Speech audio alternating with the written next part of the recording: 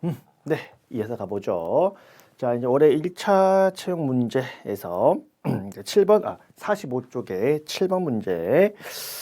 거론의 범죄가 성립하지 않는 경우.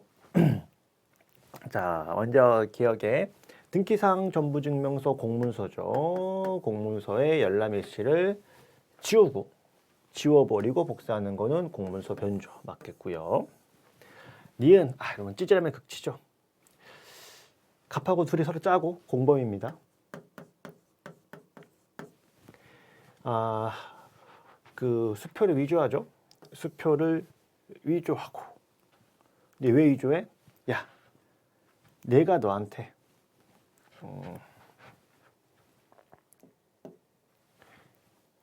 여기로 할게요. 야, 우리들이 짜자. 내가 너한테 위조 수표 10장 이 든 봉투를 너한테 빌려주는 것처럼 꾸미고 네 여친한테 이걸 보게 해서 내가 그래서 의리 갑한테 위조 수표 10장에 대한 1,000만 원을 변제를 하지 않으면 큰일 나는 것처럼 꾸민 다음에 네가 갚아야 될 1,000만 원을 얘한테 대신 갚게 하자. 이 짓거리 하려고 수표 10장 위조해서 건네주는 척했다. 근데 뭐예요? 공범들끼리 위조한 수표를 건네주는 거는 뭐가 안 된다? 행사죄가 안 된다. 해서 이 수표 10장 이렇게 공모하고 대신 변제하도록 협박하려고 공모하고 이 봉투를 을에게 교부하면서 그 수표 자체를 봉투에서 꺼내거나 위조가 사실물은 A에게 보여주지 않았을 때 공범들끼리만 행사하고 제3자한테 행사한 적이 없다. 뭐 듣고 시장에 쓰인 적도 없다. 행사죄 안 된다는 거 보시면 되겠습니다. 그 다음에 자 디귿의 95년도짜리 수표인데 아주 옛날에 나온 화폐인 것처럼 바꾸려고 95년도를 28년도로 바뀌었다라고 해서 1달러짜리 지폐가 갑자기 10만짜리 되는 건 아니기 때문에 금전적 가치 변화가 있는 것은 아니다. 그러니까 변조는 안 된다라는 것이 판례 입장이었었고요. 그 다음에 리을에 갑은 A의 대표자도 아닌데 대표자인 것처럼 꾸며서 자기를 이 토지의 A종중의 소유자 내가 대표자로 어디 등기부에 허위의 대표자로 등재가 들어갈 때는 등기는 공정증서 원본이죠. 여기에 허위 기재가 된 거니까 공원불 맞겠고요. 그 다음에 이제 미음 보시면 그 재수사를 해야죠. 재수할 것을 요청받았으면 실제 피해자한테 진술을 들어야 되는데 듣지도 않고 재수사 결과를 한 것처럼 해서 직접 들은 것처럼 기재하면 뭐 이런 분이 안 계실 것 같은데 계시나 봐요. 당연히 이제 허위 공문서 작성이 될 거다라고 이제 보시면 되겠습니다. 그래서 옳지 않은 거 2개로 고르시면 되겠습니다. 그다음에 문서죄 10번에 46쪽에 있네요. 46쪽에 문서죄 적절한 것은 아까쯤에 그 열람 일시 부분 삭제한 거 공문서 변조니까 맞겠고요. 자, 홍콩에서 발행된 거니까 우리 대한민국 공무원이 아니죠. 홍콩 문서니까 공문서라고 볼 수 없고 사문서가 됩니다. 사문서. 그러니까 이제 여기 사진 바꿔가지고 유효기간 알 수 없도록 면허를 받은 것처럼 꾸몄으면 사문서 위조가 된다. 2번이 맞겠네요. 그 다음에 3번에 사망한 자 명의의 문서도 얼마든지 정상적인 문서인 것처럼 꾸밀 수 있기 때문에 사문서 위조가 될 수 있으니까 틀린 질문 될 거고요. 4번에 웃기 새끼 이거 그 사이트에서 검찰 표시를 팔았나 봐요. 그래서 검찰의 업무 표장임에 들어간 이 표지판을 주문해서 내 차에 붙이고 마치 내가 검찰 차량인 거죠. 차판이거든요. 내가 마치 검찰인 것처럼 붙이고 갔다. 그럴 때 이제 이게 공기요 위조 및 행사가 될 거냐. 근데 여러분 검찰 표시가 뭔가를 증명해요? 그렇지는 않거든. 사실 좀 이게 애매하기는 한데 이 공기요 부정사용죄, 공기요 위조 및 부정자 되려면 그 공기요가 뭔가를 증명해야 돼. 근데 이게 붙어 있으니 이게 검찰 차량이다라는 거를 증명하는 거냐? 아니면 증명과는 관련이 없는 거냐? 판례는 그 부호를 통해 증명하는 사항이 특정되어 있지 않다라고 봤어요. 여기가 포인트입니다. 특정되어 있지 않다. 특정되어 있지 않으면 그 공기요가 무언가를 특정한다고, 무언가를 증명한다고 볼 수 없으면 공기요 의료 및 행사죄가 안 된다라고 봤습니다. 그래서 옳은 거는 2번으로 고르시면 되겠습니다. 그 다음에 12번. 네, 문서죄는 47쪽에 있네요. 간부 문서죄에서 항상 신분 확인용으로 운전면허증 제시하는 거는 용도대로 쓰는 거니까 맞겠고, 그다음에 인감증명서 발급 업무를 담당하는 공무원이 대리인이 왔는데 본인이 직접 원고차 발급한 거는 공문서 위조가 아니라 허공이죠. 허위 공문서 작성죄가 될 거고요.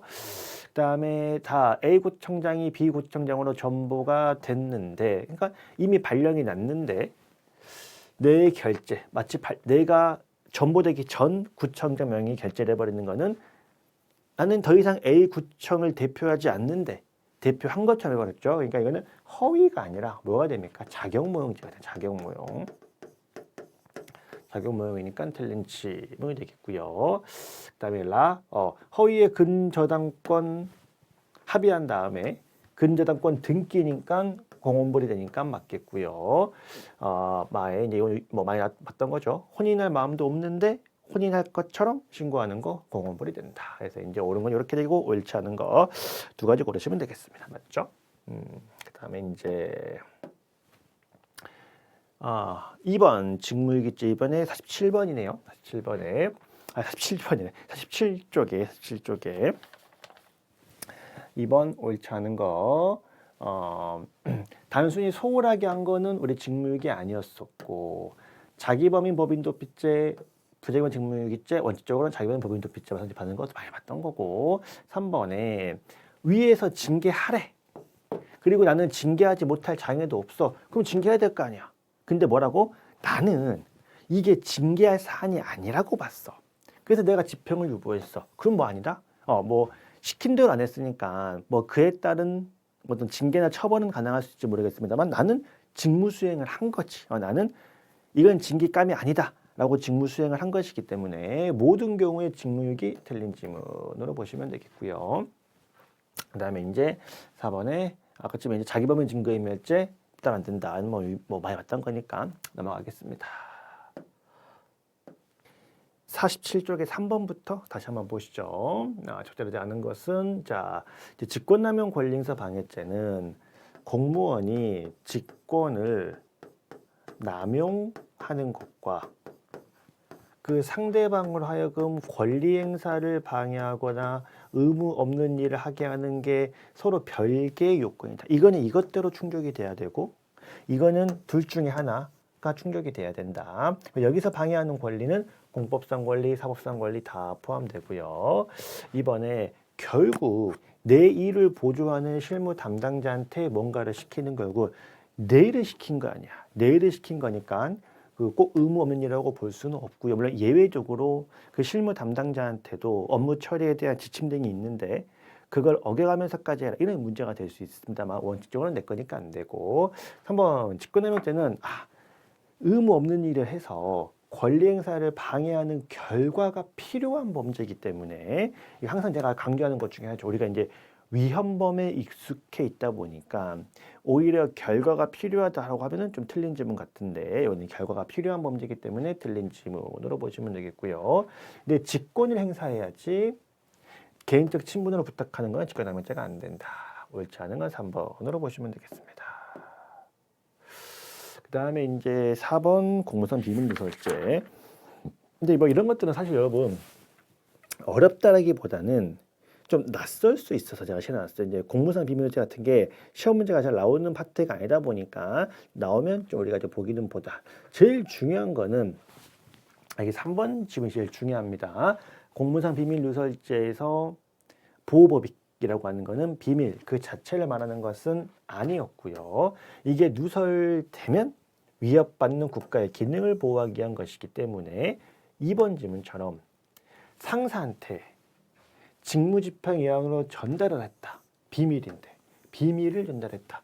그럼 비밀 자체는 누설이 됐지만 직무집행의 일환으로 상사에게 전달한 것은 상사가 외부에 퍼뜨리지는 않을 것이기 때문에 국가 기능에 위험이 발생했다고 볼 수 없으나 누설이라고 볼 수 없다. 맞는 질문에서 2번하고 3번. 맞는 질문 1번 비밀은 우리 각종 분야에 대한 비밀 다 포함되고 꼭 비밀로 규정됐을 필요 없고요. 보호 가치가 있으면 다 비밀이 다 맞는 질문 될 거고.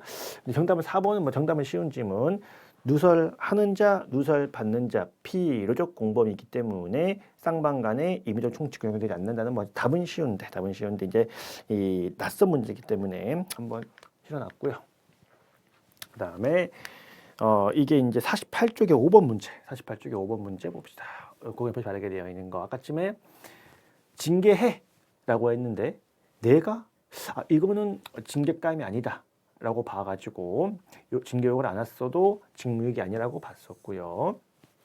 니네 뇌물죄는 직무 관련성이 핵심이죠. 직무에 대한 대가 여기는 뇌물이야. 직무 외의 행위는 뇌물이 아니야. 근데 이거 두 개가 뭐라고? 불가분적으로 결합되어 있으면 할 수 없다. 전체가 뇌물이다.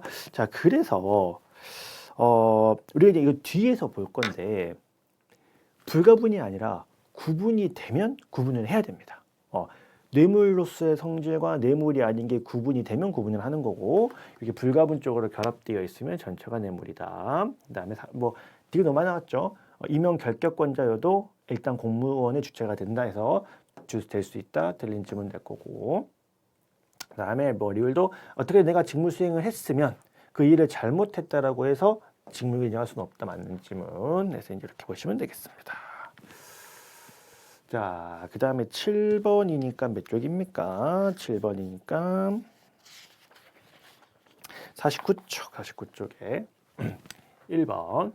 아까쯤에 공무원의 저기 시골 땅을 경기도 수도권의 금쌀 땅을 바꿔준다? 당연히 뇌물이 될 거고요. 자, 2번 나오죠. 공무원하고 공무원 아닌 사람 공무원하고 공모해가지고 수술했는데 수수자가 수수한 금품별로 직무 관련성 유무를 달리 볼 수 있어. 어떤 건 직무성이 있고 어떤 건 직무성은 달리 볼 여지가 있으면 따져봐야죠. 직무 관련성이 있는 것만 뇌물이 되는 것이 죄형 법정주의에 부합한다. 맞겠고요. 3번 뇌물은 필요적 몰수 추징을 해야 되는데 수뢰자가 쓰고 반납했으면 수뢰자한테 몰수 추징, 보관하다가 그대로 반환했으면 증례자한테 몰수해야 되기 때문에 이게 틀린 질문 되겠네요. 그 다음에 4번 뇌물죄 1번 오니까 읽어보시고 그 다음에 이제 13번 는 50쪽에 있네요. 50쪽에 13번 옳지 않은 것은 이제 직권 남용이니까 남용의 의미는 겉으로 보기에는 저 사람의 적법한 직무 권한 범위 내에 있는 것처럼 보이죠. 그렇지만 사실 그 목적 문체부 장관이 취임을 해서 야 현재 우리 문체부가 지원 중인 단체 등에 대해서 보고 좀 해주세요. 정당하게 보이잖아. 근데 사실은 뭐 하려고? 업무 파악할 목적이었으면 하는 문제가 없습니다만 야 블랙리스트 만들자라는 목적으로 시키는 거는 문제가 있었기 때문에 남용인지는 여러 가지를 고려해 봐야 된다. 그 다음에 2번 그러니까 직권남용은 내 직권을 남용해야 돼. 그 사람의 권한에 속해야 돼. 근데 그러기 위해서는 법의 근거는 필요한데 그 근거가 명문은 사실 생각해봐. 명문으로 우리 경찰도 여기까지가 다 경찰이야라고 딱 규정이 되어 있어요. 그냥 규정이 되어 있지 않지만 해석상 네 걸로 보여 이렇게 된단 말이야. 명문의 규정이 없어도 굳이 기술되지 않더라도 해석상 관례상 네가 하고 있던 것들이야. 그런 것들은 다 나의 직권으로 보기 때문에 기술되어 있어야 된다. 틀린 질문 옳지 않은 건 2번이네요. 3번 내가 퇴임을 했으나 퇴임 전 공모의 범죄에 대해서 계속해서 기능적 행위 지배가 있다고 인정되면 공범 책임질 수 있다. 맞을 거고요. 그 다음에 아까쯤에 이제 4번에 내일을 시키는 거는 직권남용죄가 안 되지만 실무 담당자한테 그래서 고유한 권한과 역할이 부여되어 있지 않으면 직권남용죄가 안 될 거고, 실무자한테 고유한 권한과 역할이 부여되어 있는데도 그걸 어겨가면서까지 뭔가를 시키는 거는 아무리 내 실무 담당자여도 직권남용죄가 될 수 있다는 거 꼭 비교해서 기억하시기 바라겠습니다. 그 다음에 이제 15번의 뇌물죄는 51쪽에 있네요. 51쪽에 적절하지 않은 것은 1번 또 나오죠. 수수자가 그 직무 관련성 유무가 달라. 이게 구분이 되면 각 금품마다 직무 관련성을 따져야 되고요. 전체가 불가분이다 안 됩니다. 구분이 가능하면 개별로 따져봐야 된다. 틀린 질문, 옳지 않은 건 바로 1번 되겠습니다. 이번에 항상 그 이 비공무원이 뇌물을 받았을 때 수뢰죄, 공동정범, 제3자 뇌물수수죄, 제3뇌물수수죄 방조가 되는지 따져봐야 된다. 비공무원이 공무원하고 공동가공무사 기능적인 집에 뇌물 받으면 뇌물수수죄 공동정범 받겠고요. 이번에 공무원인 수뢰자가 먼저 뇌물 요구해서 증례자가 증을 받았으면은 야 돈 줘 해서 너 많이 받았어도 전체가 뇌물, 전체가 뇌물. 그다음에 뇌물수수죄의 공동정범이 됐을 때 그렇게 받은 뇌물을 공무원이 쓰나 공무원 아닌 자가 쓰나 관계없이 뇌물수수죄가 된다. 옳지 않은 건 1번으로 보시면 되겠습니다. 그 다음에 이제 17번이니까 51쪽에 있네. 51쪽에 공직방.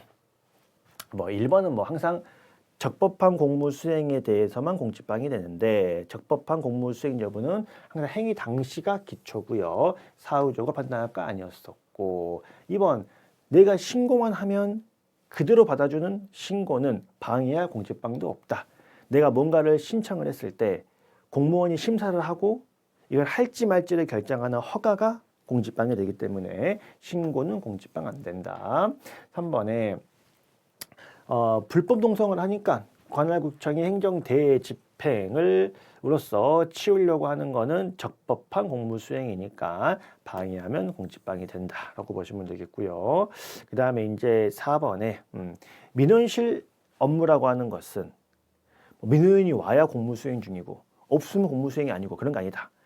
공무 수행 중과 공무 수행 중이 아닌 거를 구분하기 어렵기 때문에 계속해서 뭐 중이다? 공무 수행 중이다. 따라서 이 민원복지과 사무실에서 소란 피우던 갑을 담당 공무원 A가 제지하며 밖으로 나갔을 때 이 민원 일련의 과정은 다 공무 수행 중이다. 따라서 상담 시도를 종료하면은 민원 끝, 공무 수행 끝 그런 거 아니다. 민원 수행 전후가 다 공무 수행 중이기 때문에 직무원에 포함되지 않는다고 해서 공직방이 아닌 것이 아니라 포함되니까 공직방이 된다.